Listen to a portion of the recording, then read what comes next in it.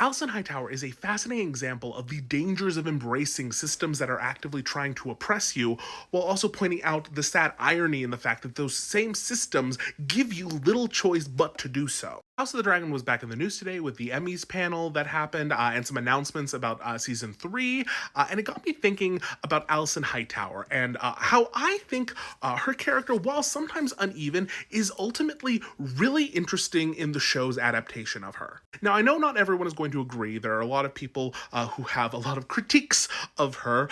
Some I think are fair, some I think are very unfair.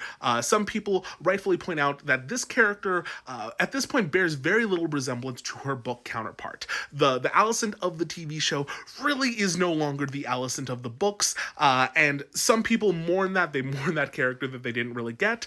But I think what we do have is most of the time very interesting in the commentary that it's making. House of the Dragon is very interested in examining the systems of power and how they actively suppress the free will and the free movement of women. They shut down women's voices, they shut down women's autonomy, and the problems that come out of that when women try to either push up against it, or the problems when they try to reinforce it. And by reinforce it, I mean reinforce it as a means of expanding their own power as much as they can within that system. Now, the two options here, these two approaches to taking on these systems, basically boil down to the idea of whether you think there is flexibility in them or not. If you do, if you think that there is some flexibility, some wiggle room, then you are willing to push up against it. You think that with enough pressure, the system will adjust to this new reality. That is basically what we see in Rhaenyra in the Team Black of it all. They don't want to, fully undo the system. They just want to bend it to accommodate her. In this case, a woman in a position of power. Now, if you believe the inverse of that, if you believe that these systems are in fact inflexible and there's no way of making them adjust, then all you can do if you are a woman in this space is to try to reinforce it as a means of expanding your own power so that you can have at least a little bit of movement within the constraints that exist. Now, this is, of course, Alicent. Alicent does not think that the realm will accept a woman leader. She doesn't think that there is this flexibility in the realm because of the way that she has been brought up. Her worldview is very black and white. It's a binary morality system here. There are rights, there are wrongs, there's black and white, there's good and bad, and everything that she has seen has reinforced this. Even back when she was maybe open to the idea of Rhaenyra being in charge, she quickly became disillusioned when Rhaenyra was not acting along the same moral code as Alicent subscribes to. When Alicent realized that Rhaenyra had slept with Criston Cole, this only reinforced the idea that Rhaenyra isn't behaving as she should, therefore Rhaenyra being the heir is a bad thing. And because she comes, Alicent that is, she comes from House Hightower, all of this black and white thinking is heightened all the more. And so because in Alicent's mind, Rhaenyra has now been positioned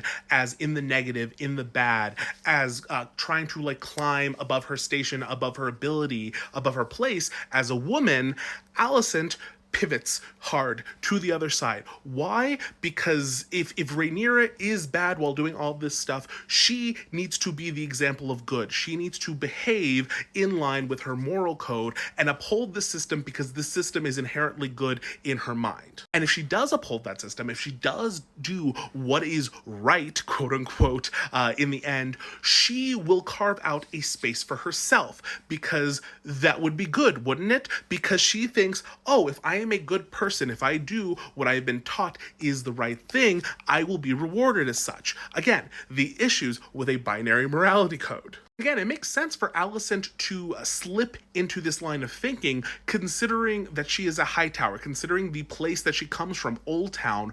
All of the systems there are actively reinforcing these types of thought patterns. The first thing enforcing this is, of course, Otto Hightower. Otto Hightower has a very narrow view of how the world should work. He believes that the systems as they exist are inherently good and they need to be basically upheld and protected at all costs. And his children ultimately are just a means for him to do so. Otto Hightower, and honestly, a lot of the more conservative people of Westeros, the Targaryens are really like something to be managed. They are like these weird remnants of a bygone empire with odd customs that have basically invaded and taken over their country. And the goal of Otto Hightower and the systems he serves is to make them conform more to, their kind of conservative worldview. The Faith of the Seven and the Citadel, the heads of both the religion and the science, are kind of in agreement a lot of the time when it comes to just how the world should work. Both groups have a very conservative view of women and women's roles within society and try to enforce that within their own power structures. The Citadel does not allow women to be educated there. The Faith of the Seven allows women to be involved, but again, like most of the big organized religions, in a very limited capacity. And both of these organizations are centered in Old Town, the seat of House Hightower. So House Hightower has always been very close to the Faith of the Seven, very close to the Citadel. So you can see how like the confluence of these three groups are now working on the Targaryens. And Alicent is ultimately just a tool of that. Otto is using her to basically help to produce more acceptable Targaryens. Because at the moment, you have Daemon, who is too wild, too Targaryen, too different and violent, etc. And then you have Rhaenyra, who can be also those things, but is also a woman, so that's really like a non-starter for someone like Otto Hightower. But hey, I have a daughter who I can manipulate into getting with the king so that we can produce heirs that are much more under our influence and are literally part Hightower. Now, Alicent is, of course, not blameless, but eventually you can kind of see where she's coming from. She is trying to look for a reason, at least initially when she is young, to basically like be all in with the Targaryens. She wants Rhaenyra to behave in a way that she can justify kind of like this bending of the rules, and then Rhaenyra doesn't give that to her. And I don't think that that's necessarily an indictment of Rhaenyra just in and of itself, because she's pushing up against the system, in a completely different way from a completely different angle. She's being told that she is in a position of privilege. She's being told that she should have power as the heir, and she tries to exercise it. But again, the systems around her still are not comfortable with a woman having that type of privilege. But ultimately, she still does have privileges in a way that Alicent doesn't. Rhaenyra has a lot more freedom that Alicent does, and Alicent watches her, from Alicent's point of view, kind of abuse it. Which only then reinforces everything that Alicent has ever heard, that women should not, have that freedom of movement, because look at how they're ultimately going to use it. So Alicent, in turn, tries to uphold this system. She tries to reinforce it because she thinks that it is the ultimate good.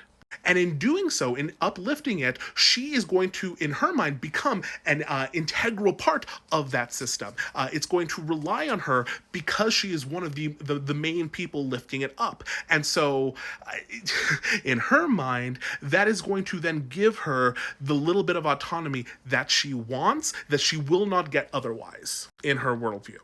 And of course, the tragedy of that we ultimately see is that it doesn't pay off. Season 2 is basically her waiting for her reward, her waiting to cash her check, if you will, because she's done everything that was asked of her. She literally sacrificed her life, her body, her mind, her soul, all to promote this idea that men need to be in charge, so that she could raise one of her sons in lieu of Rhaenyra, and then she doesn't get her piece of the pie. She doesn't get to have that influence that she thought upholding the systems would entitle her to.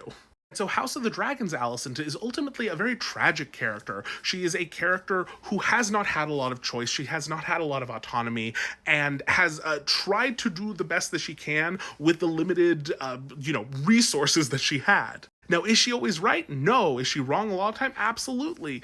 But it's ultimately, it's sad, because this is the problem. This is what these systems do to people, is they give them a set of impossible choices and then watch as they make them. Wowzers, don't you know, it doesn't work out super well, does it? Anyway, remember to tell me in the comments what you want me to talk about next. Y'all are cool. Okay, good night.